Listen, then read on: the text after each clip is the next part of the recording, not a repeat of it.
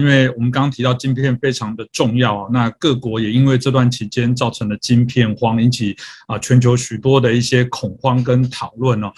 在美国的商务部有提出了一个将近20多条的一个说明哦，然后严肃一点的说，它会针对这个国防生产法的法规哦，这法规基本上还蛮严厉的部分，所以终究只是单纯的一个贸易上的调查，或者美国有怎么样的一些盘算哦，这部分是不是可以请教陈老师，可以帮我们分享一下？晶片呢，它已经是21世纪各个国家工业制造的核心部件了。不但是民用产品呢严重依赖它，军用装备也完全依靠它。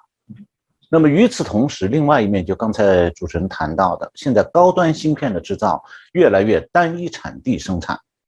台积电呢就是其中晶片产业链当中的主要的加工环节。那美国半导体工业协会和波士顿咨询公司今年4月初发过一个研究报告。这个报告说呢，过去30年全球的半导体供应链的区域专业化进步很大，那么生产力也持续增加，成本降低。但晶片制造的区域专业化也使得全球半导体供应链出现了漏洞。那就是说，如果一个地区的产量占全球市场65%以上，那就存在着潜在的危机。那么一旦发生自然灾害、基础设施关闭或者国际冲突，就会中断全球的晶片供应。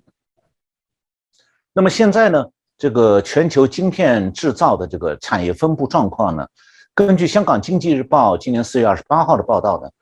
东亚地区是占全球半导体制造份额是达到3%，75%。那么非常容易受到地震还有地缘政治紧张这种局势的影响。那么其中呢，10纳米以下的这个先进晶片的制造技术呢，目前是掌握在台湾，占92%，韩国是占8%。那么以极端假设的情况来看的话，如果台湾的代工厂完全中断1年，就会让全球的电子供应链停摆。我们今年4月7号的节目里曾经讨论过今年全球晶片危机发生的具体原因。那么现在隔了半年时间，我们重新又谈到这一点啊。那我还是想简单重复一下，今年这个全球晶片危机为什么会发生？实际上，今年的晶片危机是一系列的意外事件的连锁和叠加效应。虽然每个意外事件本身它都是局部事件或者是决策错误，但是在晶片产业链当中产生了多米诺的骨牌效应，以及整个产业链的共振。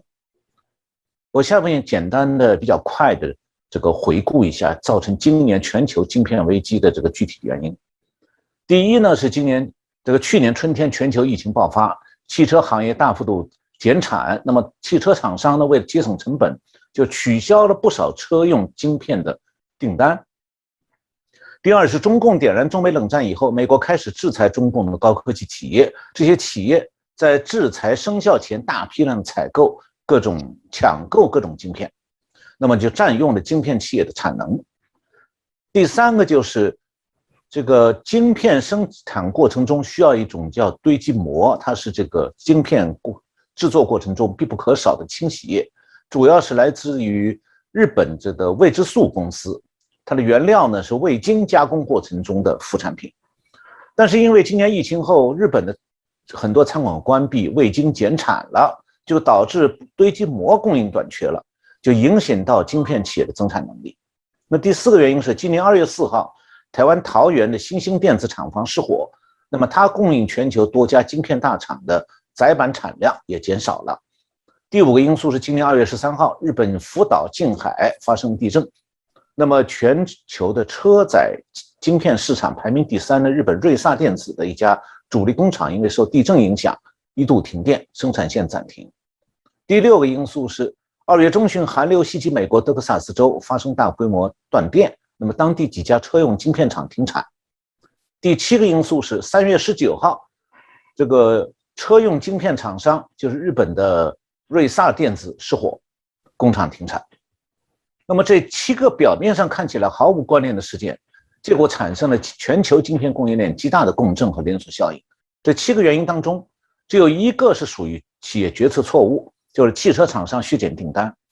那么另外一个是属于政府决策的结果，那就中共把它的企业抢货，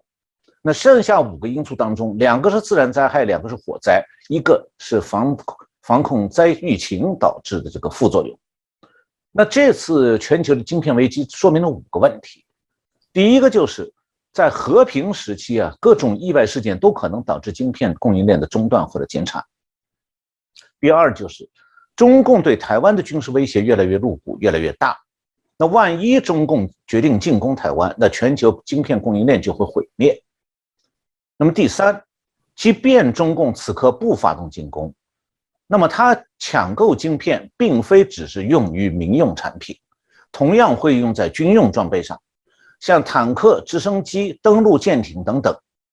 那美国为了协助台湾加强国防呢，当然需要掌握中共从台湾抢购的晶片数量，还有它的类型。那么第四，就是台积电啊，目前是在中美两国之间两头转。那么同时我们也要看到，企业的利润啊，可能和台湾的安全发生冲突。在晶片上赚未来敌人的钱和卖石油不同，石油是卖出去用掉就没有了，那晶片是安在登陆的舰艇和直升机啊、水陆两用坦克上的，那就成为中共占领台湾的关键技术支持了。那第5个就是，如果就中美冷战可能爆发热战的这个状态而言呢，一旦中共要攻击台湾的话，那么之后韩国也将被中共控制，那个时候全球晶片供应链就会成为中共用来进行全球扩张的工具，因为它不是在台湾就是在韩国，所以呢，这个晶片供应链就变得非常危险。显然啊，现在这个晶片供应链不只是生意而已，它也是扩军备战所需要的技术支持。那其他国家可以讲说中共打台湾，他们可以坐在一边看，两边各卖东西赚一笔钱。那唯独台湾的企业不能这样做，因为中共现在反复明确表态要攻击的只有一处，就是台湾。那么台湾的企业是不能够为中共攻台提供技术支持的，不能做帮台湾自杀的事情。所以我们要记住一条，在和平时期是可以在商言商的。那么中共点燃新冷战以后啊，两岸之间的和平时期事实上已经结束了。那除非是台湾迎接共军和平登台，像今天的香港那样统治台湾。那即便是如此，我以前也讲过，台湾仍然会被共军用来做进一步对东面扩张的前进基地，被中共置于对其他国家的战火之下。所以现在对处于潜在的热战前沿的台湾来讲，单纯讲在商言商，而不顾及企业产品对身处危境的台湾的潜在伤害，就不是见利不畏死那么简单了。刚才主持人提到，台积电是台湾的护国神山，它是有对台湾的社会责任的。那我想说，以台湾为基地，以台湾投资人为依托的台积电，它所有的社会责任当中，保护台湾的安全是他对台湾的最大的社会责任。那么台湾呢，有些人会以为说向中共投降也好嘛，钱照赚，生意更好啦，因为中国市场大嘛。这是一种从来没有经过中共统治的人呢，极其愚蠢荒唐的想法。这2天香港中共已经在按照这个香港人个人的政治立场来清查这些人在香港银行的个人资产，先是清查，然后冻结，最后就没收。我们要记住，共产党坐不改姓啊，摆明他是要共产的。那谁是共产党的共产的对象？那当然是有钱的人啊。那么中共在50年代他就是这样干的。那么最近中共对大陆商界的整肃，其实也给了台湾商界一个警讯，就是中华民国尚存，台湾商界去大陆赚钱还有一个退路。那么如果中华民国不存，台湾商界可能就只好坐等共产党共产了。尤其是现在中共这个缺钱缺得厉害，状况前所未有的困难，今后他打仗要用钱地方太多了，所以他要共产不是什么想象不了的事情。主持人前面也提到过，这个美国在考虑动用这国防安全法来考虑这个掌握全球半导体供应链的全貌。其实原因也很简单，就是现在这个次高端晶片供应链的大部分和高端晶片供应链的全部都在东亚地区。不光是美国自己的军事装备需要依靠高端晶片的供应链，美国潜在的敌国中共的军事装备也依靠这条高端晶片的供应链。所以台湾是不能够一面指望说美国为防卫东亚安全做出贡献甚至牺牲，一面帮助中共呢增强攻台的军力。同时呢，如果中共的军力增强，就会造成对美国的负担和压力。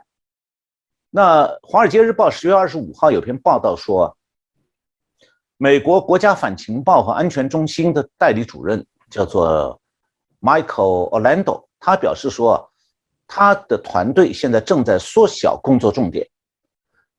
缩小到5个方面，5项关键技术，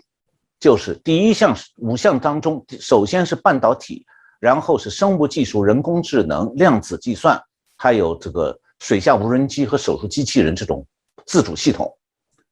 然后他强调，他要让企业界和学术界了解中共为了这个收集尖端的研究正在采取广泛的行动。那么科学家和研究人员经常呢是把刚才讲的这5大领域看作是未来实现经济增长和获得军事主导地位的驱动力。那中共现在正在花大量资金在想办法要盗窃这些领域的技术机密。这也是为什么美国商务部长雷蒙多9月23号召开了第3次半导体高峰会，他是要求各国半导体的企业自愿性的在45天里头交出涉及企业运营和客户的敏感资讯的背景。那么美国商务部的目的呢是掌握半导体供应链的全貌。那么可能对台积电来讲的话，它的客户资讯当中对美国敏感的无非是中共订单方面的内容。那么10月5号台湾媒体报道说，这个在野党有立委担忧说台积电如果交出资讯，好像是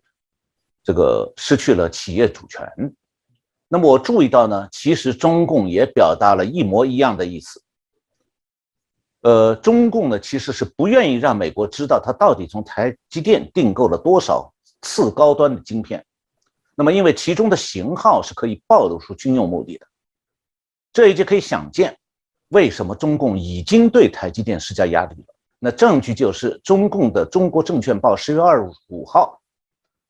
号特地发表了采访台积电的报道。